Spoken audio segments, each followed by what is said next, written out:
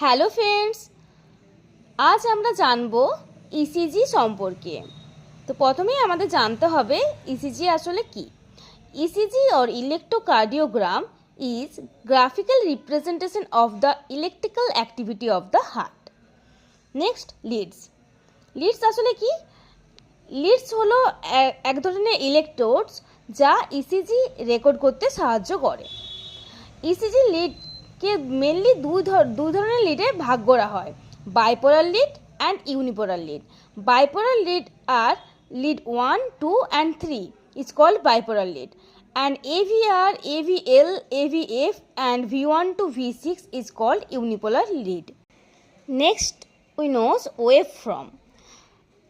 ইসিজিতে mainly 5 ধরনের waves থাকে, P, Q, R, S এবং T।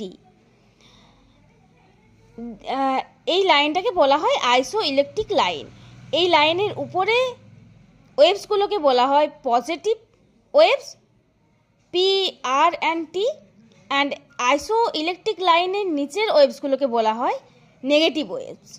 নেগেটিভ ওয়েভস আর কিউ অ্যান্ড এস।